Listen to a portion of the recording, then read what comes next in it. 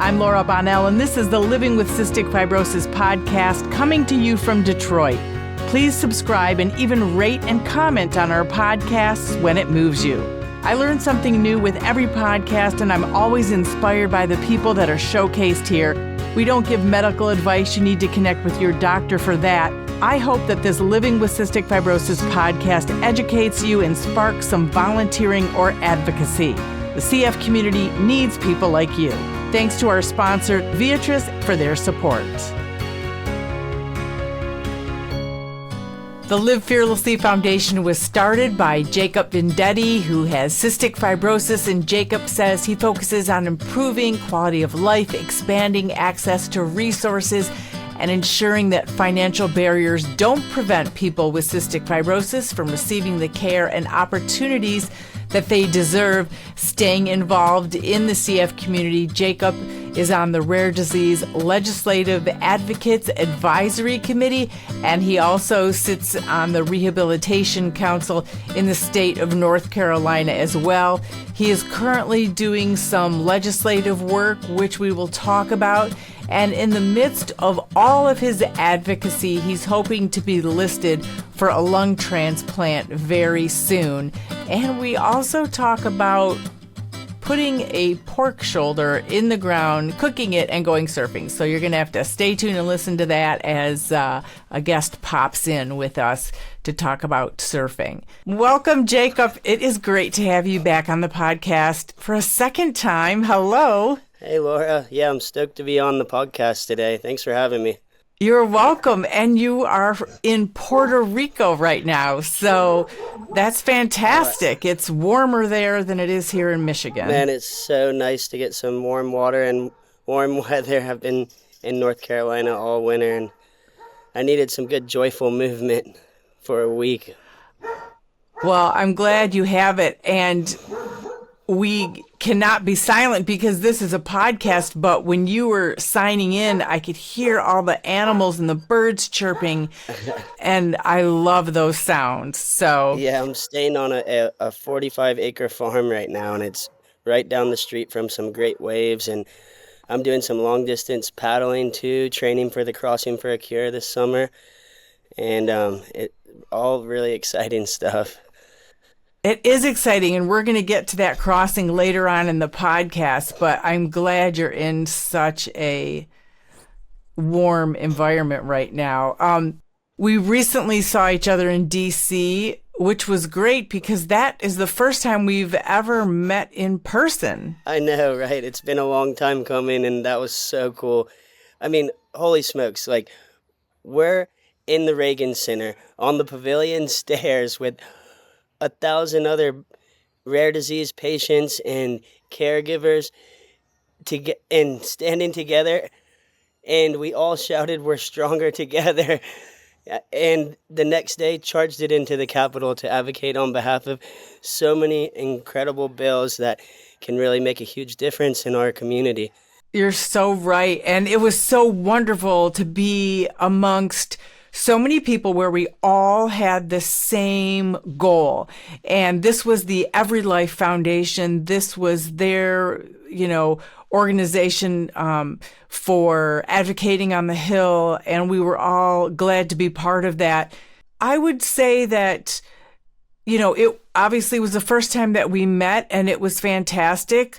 But we also talked about your health. And I wonder if you can update everyone with how you're doing and what your hope is for your health. Yeah, most definitely. I'm 31 years old with cystic fibrosis, as you know, and, through years of having bacterial lung infections before genetic modulators came out, I built up a ton of scar tissue in my lungs, and no matter how well I take care of myself, I'm not able to heal that scar tissue. And so last May, my doc at UNC said that I need to start getting lung transplant consultation appointments, and I went and got checked out at UNC, and then like a couple months later, I went and got checked out at Duke, and I felt, more confident in the conversations I had with the docs at Duke, and so I decided that I was going to make them transplant care team, but I was still staying at UNC for my, you know, clinical appointments and stuff. Um, and that was a lot, and it was overwhelming at first, and it took a second to really, you know, just feel like this is gonna happen, this is real, and I got through that, and now I'm just so stoked to have the opportunity to do it. And If people are watching this video, and maybe even when they're listening to the podcast, they can hear the deep breaths that you're taking. But as a CF mom of two girls, I notice that it's harder for you to breathe. Can you explain a little bit more for maybe people who aren't as familiar with kind of what you are going through physically, how, yeah, it's progressed and taken its toll? yeah, for sure.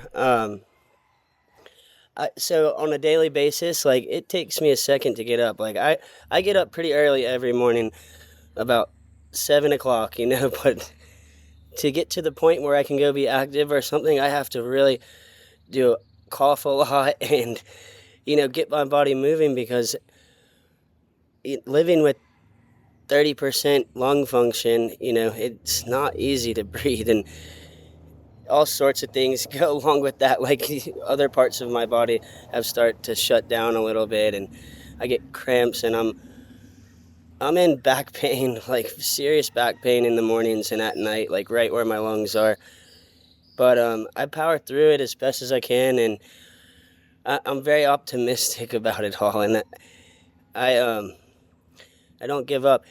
I, I firmly believe, like, going through this, a positive attitude will get you through a lot. Yes, you do have to be realistic to get the right treatment, right? And you have to understand this is what's really happening, but you also have to approach it in a way to find the beauty in life in the little things that we do have, right? Like, I'm sitting in Puerto Rico right now, surfing every day, eating good food, and training for the crossing, and running an organization that's helping, encourage and enable other patients to, truly live fearlessly.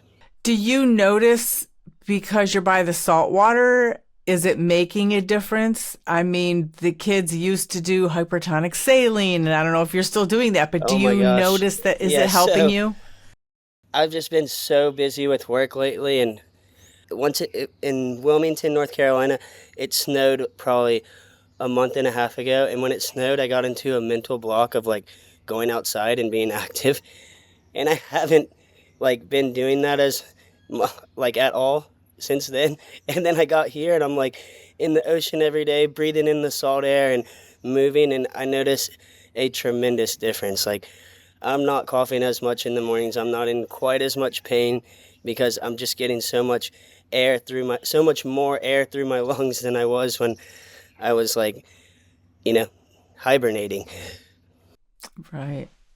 Well, I'm glad you're feeling a little better, and we hope that you get listed soon. And we're hoping all great things for you in the future. Tell us about your foundation and what you do. Okay, yeah, I could talk about Live Fearlessly Foundation all day long. That's, where my heart is, for sure. I feel it's my purpose in life to be a positive role model in our CF community and the rare disease community. And I do that through running Live Fearlessly Foundation, and, showing peer-to-peer support to other patients and caregivers, and telling them, what works for me, and just giving them advice on things that could make their life easier. When living with a rare disease, it can be really, like, nerve-wracking to talk about it with people. But I've found that, by being transparent and just owning fully who you are, and has helped me heal in so many ways, and made me more comfortable with myself in all situations. So I really try to encourage others to do the same, along with, Joyful Movement. And the Live Fearlessly Foundation is partnered with UNC Children's Hospital, and we give their patients grants up to $1,000 a year to help them, follow their passions, and I really want them to find passions that are, getting them in the ocean because I think that's the most beneficial personally, but just moving is so, like, whether it's riding a bike or going to the gym or, you know, jujitsu or sailing, But then in some cases, like, for instance, patients like Ava, who has had a double bilateral lung transplant at the age of 5, like, her passion was artwork, right? And, like, so it's really just finding something that you love doing that gets you involved in the moment so that you can just take a break away from all the very serious thoughts that come with living with a, chronic illness. And are you finding, like I find with the Bonnell Foundation, that this is kind of therapeutic for you? Because it really helps connecting, right? I know, it's so funny. I mean, it almost sounds selfish, right? But by me having the opportunity to help out other patients, it helps me out so much too. I get so much satisfaction from being able to really help people. That is wonderful. So you're kind of helping patients with their medical bills at UNC.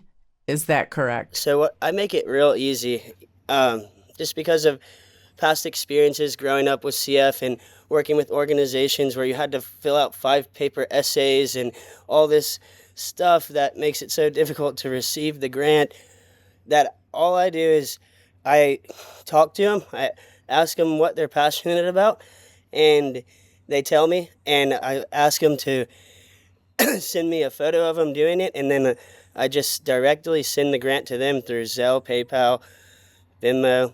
I'll mail them a check.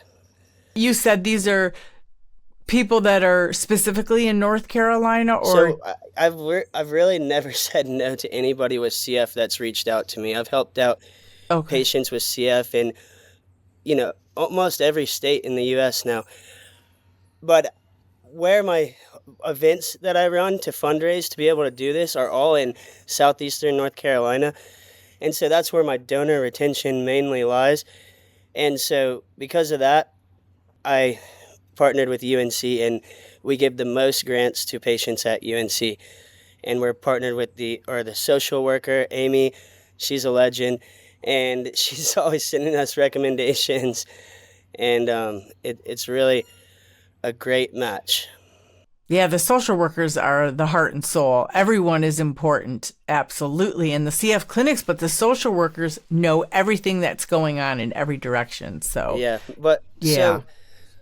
but coming soon, DaVinci, you just met in Washington as well. She's wonderful. Yeah, She's great. She's was diagnosed with CF at 19, and she's from India, and she lives in San Diego and goes to UCSD. And she was a part of our meeting this past week with the social workers at UNC, and so she's going to take the way that we work with them and take it to her social worker at UCSD, and we're going to start giving grants there as well. That's fantastic.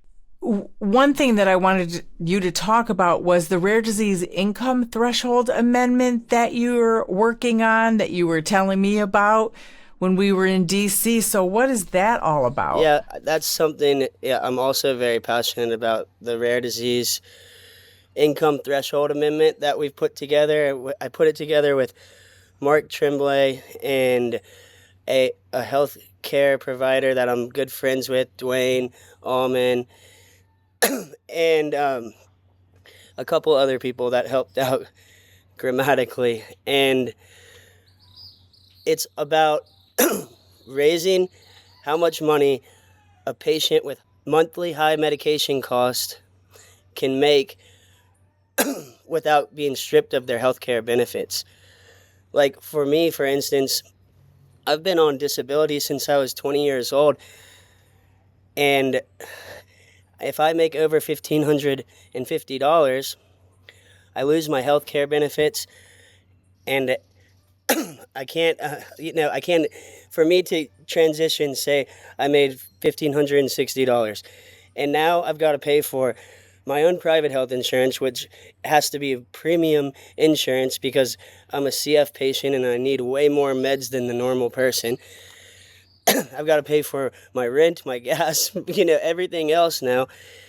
And it's not, it hasn't, that threshold has not changed for so long. And I understand why it can't be for everybody on SSI, but for people that were born with diseases that didn't have oncoming issues or just no choice but to be on it, right? I feel like they should have more opportunity to,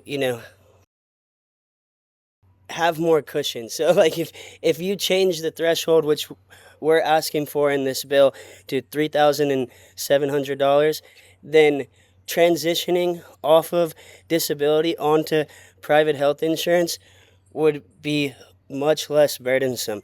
And you wouldn't have to go from working at a gas station to all of a sudden having to find like some really good job that provides health insurance or something. Like it can let you have a lot of work experience in the meantime and work jobs that are, you're getting paid more and more little by little, and to the point where you're self-sufficient and you're stable and you're not going to be losing your trikafta and no money to afford to live and wind up in the hospital for a month, etc. And you're saying this because you want to work, because Yeah. it keeps you mentally healthy and happy and engaged in the community, right? It gives you a sense of purpose, and we all need that. Absolutely.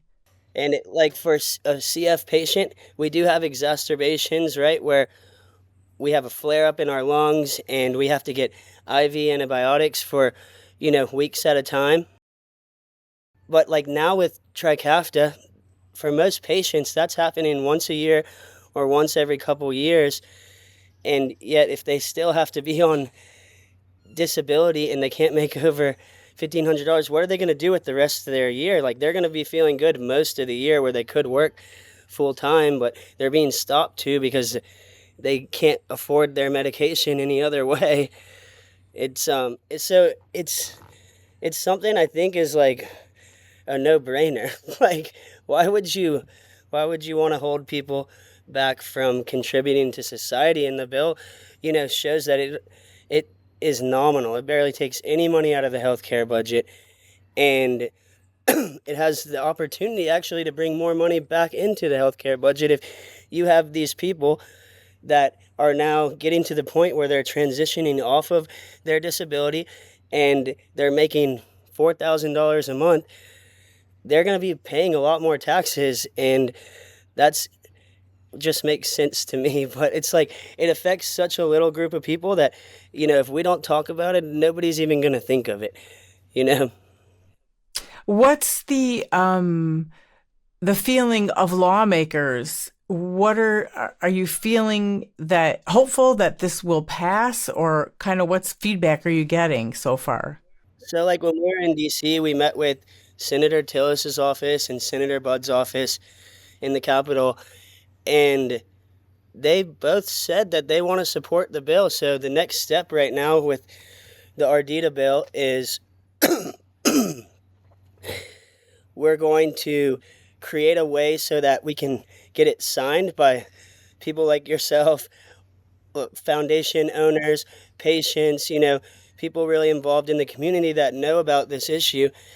And then we're going to take it back to their office again and say, hey, look, we have all these people that are backing what we talked about in your office, and we want you to, sponsor this bill, create a bill number, and try to push it through Congress. Well, we wish you the best of luck, and as always, we will help as much as we can because it makes sense. I mean, it's smart, I think it's everything that you've said. While you're there in beautiful Puerto Rico, enjoying the sunshine, you are training for the Crossing for CF. I am, yeah. And yeah, our friend Travis has Piper's Angels there, and this is his event that I went to a couple years ago. Oh, you've been to the crossing before in Bimini? Yeah, we just volunteered. I did not get on any sort of surfboard. Believe me, I wouldn't last but 30 seconds. But yeah. I heard it's one heck of an event. I've seen photos. It's incredible. Incredible. You're going to have the time of your life. Yeah, I'm so stoked. And so Travis is on my advisory board for the Live Fearlessly Foundation. And once I posted about having the lung transplant and all, he gave me a call and he was like, Jacob, I think this is the time for you to get involved in the crossing. It's going to be a great fundraising tool to help you, be financially stable for the transplant. But I think most importantly, it's going to give you a goal to stay active up until that point. And immediately I was like, yes, I'm doing it. That sounds awesome. Let's go for it. And so I called a good friend of mine, Rob Brown, and he's a big long distance prone paddler. And he was immediately down too. So the energy just started off really strong. And then I called Scott Johnson, who's done the crossing multiple times. He's had a double lung transplant, post-transplant Ironman. Asked him if he would join the team, but he's not able to because he has shoulder injury, but he's going to help train me for it, which I thought was so unique, somebody that's gone through that process, training somebody that's going to go through it, right, for this big race. And then it's going to be a relay team, so we'll have a team of 4, and we'll be going 80 miles from Bimini to right near Miami in Florida. Just seeing all those people and all the different CF stories and people who are just participating to help support the CF community, and the amount of volunteers that his event takes and the inspiration that we all felt when we were there. It's incredible. Hats off to you. I'm so glad you're doing it. And who's the person that's coming to meet you soon? Who I'm with in Puerto Rico right now? Yeah. That's Rob. So okay. He called me. He's down here, and he had this sweet setup in Puerto Rico where he's got his prone paddle boards here, and there's a bunch of good waves. And I was telling you, once it snowed, I got into a mental block of being active, and he was like, you should come down here. I was like, man, you just called me at the perfect timing. It's right between my events. I've got a couple weeks, and I need to kickstart my training for the crossing. And so we've been down here. I've been surfing every day. We've gone for a paddle. We're going to go for an open ocean paddle in the next couple of days. And it's been so good to just get my energy back. Okay, we are bringing in Rob Brown, Jacob's friend and fellow surfer. So welcome, Rob. Thanks for joining us real quick here. Thank you so much for having me. Well, tell us about briefly, you live in the same state as Jacob, and why you're involved with the race and, helping him get ready for the crossing for CF. Well, and Jacob, we want to see your face too. Yeah, so me and Jacob are from the same hometown. I'm older than Jacob, so I've kind of watched him come up as a younger kid and a younger surfer, and I've really watched him, push his limits over the years to the point where it almost made me uncomfortable at times, but he's really just headstrong, and it's been awesome. And so we surfed together forever, and then he called me about doing this paddle from Bimini, Bahamas to near Miami. Near Miami, and I wish I could remember the name of it because I was there. I wasn't on the Bimini side. I was on the other side, and I can't remember. But yeah, so he reached out to me because over the years I've become really passionate about open ocean paddling. I prone paddle, which is a narrow 12-foot long board that you paddle just with your arms, whether you're laying on your stomach or on your knees. So there's no actual paddle in your hands. You're just using your own body. But I'm really passionate about doing distance paddling, and I did a long race. It's called the Molokai to Oahu. It's a 32-mile race between Molokai Island and Oahu Island in Hawaii, and it's an open ocean race. So I just did that last year, and I really just enjoy it, pushing myself. It really is a demanding, endurance sport. And when he called me up to see if I wanted to do this, it was a no-brainer because, I love it. And I'm doing that race again in July. And so will be a great leading up race. It's a little longer, though. This is 80 miles. I guess. Yeah, 80 miles. But Yes. So when he reached out to me, it was a no-brainer because I love paddling long distances in the ocean. So he's going to be the strong point of our team for sure. I'm so impressed. This is something I just could not do. I'm just saying I can do things. This is not one of them. I'm so impressed. What is this your first introduction to cystic fibrosis, or Rob, how is it impacting you, everything that Jacob's doing and the CF community? No, it's not my first interaction with it. I guess Malleola Foundation back in the day did a lot of work with cystic fibrosis. Yes, they did. They were incredible. I've spent a lot of time in Hawaii surfing, so I knew a lot of the surfers that worked with that foundation, and I kind of tag teamed on a couple events. We worked on the one in Hawaii with the Turtle Bay event. Yeah, that was an incredible event, seriously. And between the Malleola and then just the years of seeing Jacob surf, so I'm very familiar with cystic fibrosis from that. So how do you feel about the CF community? What inspires you about it? Well, obviously the ocean, because the whole thing with the salt air and everything helping with the lungs and everything. I'm so passionate about the ocean, and to see that they're using the ocean as one of their outlets it just connects with me, because not only is the ocean good for your lungs and everything, but it's really good for your mind. It's my therapy for sure. And I'm stressed out, going to the ocean every time helps me out. So I think seeing the cystic fibrosis community using it, not only just for the betterment of your health physically, but mentally as well, it's awesome. So I really love that. Well, it is fantastic. And thanks for jumping in and joining us, because I really respect your surfing community. It's until I saw Travis's Crossing for CF 2 years ago, I didn't know anything about what I saw, except for what I had, seen over the years on television. And just an incredible, athletic, amazing surfing community. So thanks for all you're doing to raise awareness about CF as well. Of course. Thank you. Yeah, we're stoked. This is going to be a fun time hitting this 80-mile paddle. We got one more guy on our team named Jack Bart, too. That's awesome. We're pretty sure he's going to be on it. But he's probably the fastest person in history on the board. So. Yeah, we're going to go for the win this year. We're going to try to win this. Well, we're going to watch it. So, rah, go you. Go Team Jacob. Yay. As we wrap up the podcast, what kind of lessons have you learned, and what do you share with other people that you meet with cystic fibrosis? I share, the power of positivity, to stay active and find a passion that helps you stay active as much as you can. And I know it gets tough sometimes living with a rare disease, but you just have to never give up and keep going, one foot in front of the other.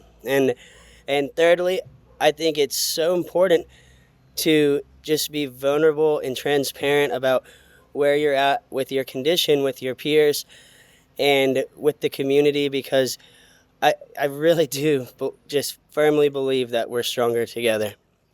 And you have been vulnerable. And I guess, so this leads me to this question. A lung transplant does bring so much hope, but is there fear also, or how are you feeling about this pending lung transplant?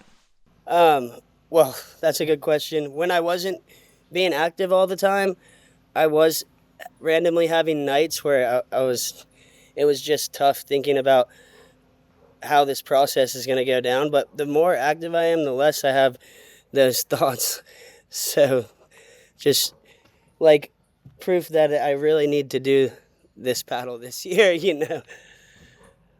stay busy. Yeah, you're on a great path. I mean, working out, definitely. I love it as well. And it does keep you on a routine and keeps you going and healthier in every way. Most definitely. And just having goals, right? And that helps a lot. Too much time doing nothing can be dangerous, right? Right. I agree 1,000,000%. So what message would you like to leave people with today? I'd like to leave people with the message to say, keep on living fearlessly. Thank you, Jacob. It's great to talk with you. You're inspiring and we're rooting for you. So I know you're going to do great in the Crossing for CF.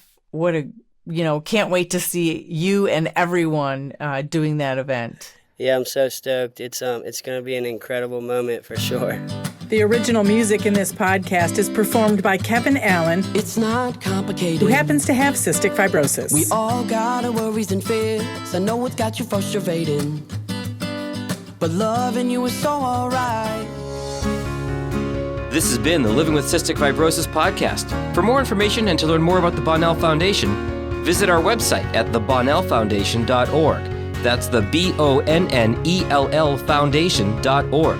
This podcast was produced by Jag and Detroit Podcasts. Follow our show on Apple, Spotify, YouTube, or wherever you're listening right now.